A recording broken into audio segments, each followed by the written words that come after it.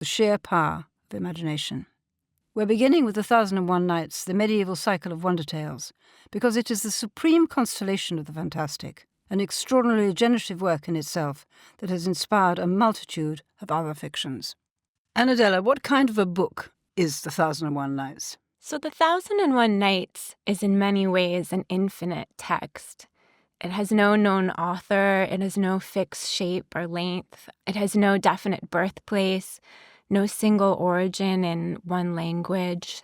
And even the name in English, which is just one of its many titles, suggests infinity, 1001 nights. There's even the superstition that anyone who reads the full 1001 Nights of storytelling will die. And so luckily for us, there's really no single accessible version that contains everything. Instead, it's a confluence of many streams of stories. Perhaps the oldest stream comes from ancient Sanskrit collections, such as the Panchatantra. These are the animal tales. Lots and lots of the traditional animal tales are in the full Book of the Nights. Right. In many ways, the animals are the oldest creatures in the Nights. And then there's this stream from Persia in the Frame story, which we'll get into a bit later. The protagonists have Persian names. Yes. Scheherazade and the Sultan Shahryar, who was a historical king of the Sasanian dynasty in the 7th century. But then in the confluence of the Nights, there's also layers of ancient Greek myth, especially the Alexander romance. There are echoes of Latin texts, such as Apuleius's Golden Ass. There are even traces of Gilgamesh. We find biblical characters such as King Solomon, and of course figures from the Quran. So it's really a traveling text, you know. And what was its history? Because it begins in a different status in its own countries of origin, doesn't it? It was not really thought of with great appreciation in Arabic reading or Arabic hearing, Arabophone communities. And then when it was translated, it suddenly became a different kind of book. Right, exactly. So we have the earliest manuscript fragments from about the 9th century in Arabic. And in the 10th century, the scholar al-Masudi called it Alf Khurafas, 1,000 trifles, which really kind of captures the attitude towards this text in Arabic as kind of pulp fiction or trash literature. It's, as we'll get into, you know, the stories are racy and bawdy, and they have excessive sex and violence, and everyone's behaving badly. And so in Arabic, it was seen as being this kind of pulp fiction. And that very much began to change with the first translations into European languages, which would later lead into a reconsideration of the text in Arabic. But maybe, Marina, you could tell us a little bit about the first translation into a European language. Well, Antoine Galland was an Orientalist, quite a significant figure, and he was sent on an embassy from France to the Middle East, to the old Empire of Byzantium, to find Christian proof of all kinds of doctrines because of the rise of Protestantism and the spread of heterodoxy in Europe. And instead, instead of coming back with lots of Christian dogma, he found this Syrian manuscript, which people think, it was in 4 volumes, but we've lost the 4th volume. And it was translated by him into rather courtly French. He changed the register of the book. He made it elegant, and there's so many jewels and so much silk, and of course he cleaned it up a bit compared to what we now know was the original Arabic version. He made it less comic, much, much less comic. At times it's quite comic. We'll probably see that later in our conversation. And this was an absolute succès fou. I mean, it came out in 1704 and continued to be published in various volumes until I think the 1720s or perhaps 1712. And it ignited a passion for Orientalism all through Europe. Voltaire began writing tales in this mode, Oriental mode. And it became a masterwork of literature, which is not the status it had had in its original. And then the appreciation of Westerners actually began to invite more consideration of it, and more manuscripts were discovered and so forth. So it became an area of scholarship as well as of huge entertainment. And we shouldn't forget that it was, of course, very much disseminated through other media, through theatre and dance. In fact, I think, how did you first encounter it, the Nights? Oh, gosh. Well, the question of how I first encountered it means that we travel about almost 3 centuries.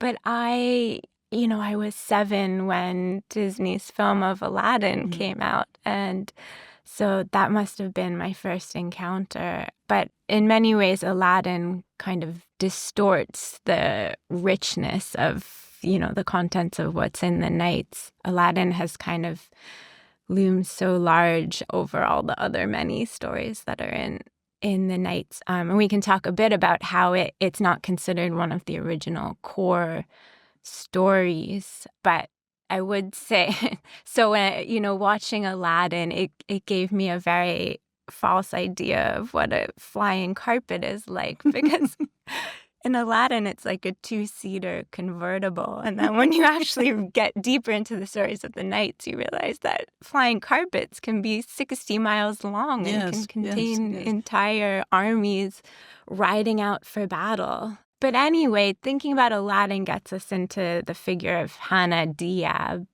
So maybe you can tell us a bit about him, as he really inspired Galland with the subsequent editions of the Nights. Yes, well, Galland was stung into rivalry because it was such a success, his first book, that many, many imitations happened. And one of his volumes included 2 imitation stories. He was so cross with the publisher that he immediately began collecting more stories so that he could again be the author of the Nights and not let all these imitators, steal his thunder. And he found he was introduced to a Syrian Christian who was actually living in Paris, called Hannah Diab. And he knew really quite a number of very, very entertaining stories, which Galland took down in note form and then wrote up in amplified form. And one of these is Aladdin.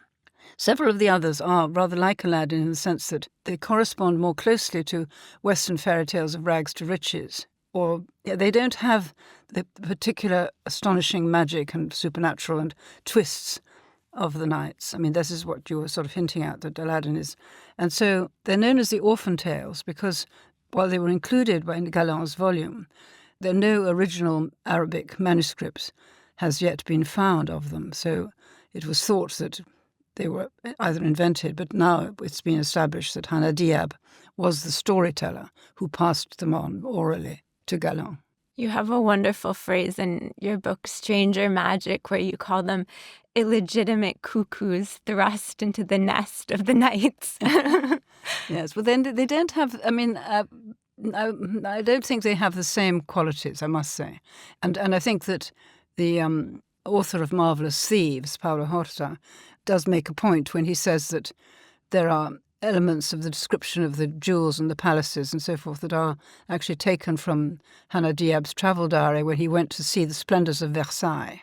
So there's a kind of, I was going to say contamination, but actually that's wrong, because it's the wrong word to use about the Nights, because the Nights is a kind of braided, you used to use the word streams. I mean, there are many, many streams flowing into it, and it would be wrong to try and purify it or turn it into an established and authentic original text. This is not what it was. It's an anthology, it's a multivocal, it's many, many different layers of time, different origins, and as you were saying, in a sense, it continues that life in its present incarnations, because there have been many, many translations and versions. There's Richard Burton's, who earned him the name Dirty Dick, because he put in such lubricious detail about the imagined sex lives of the Arabs, as he puts it in the footnotes. And then there was Edward Lane, which is the translation that I first came across as a child. Because I'm so much older than you, I was not yet able to see Disney films, or certainly did Aladdin. And so I found it in my grandmother's library. And Edward Lane is highly illustrated with lots and lots of steel engravings of scenes of Cairo life, which were taken from Edward Lane's own notebooks. And so it was fascinating for a child to look through.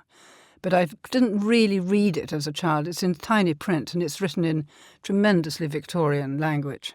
So it doesn't have the same immediacy as some of the more recent. And the one, what we should celebrate is the great event of this translation by Yasmin Seal. Yeah, Yasmin Seal is the first female translator into English of the Nights, I believe. Well, other people have done some. Hannah al-Sheikh, the Lebanese novelist, she did a version. She'd retold some of the stories, and then she wrote the play script for them. And so she actually worked on the manuscript quite closely, and she keeps quite close in some of her rather wonderful renderings. But Yasmin Seal certainly undertook this enormously ambitious task of translating the whole of the Nights from Arabic.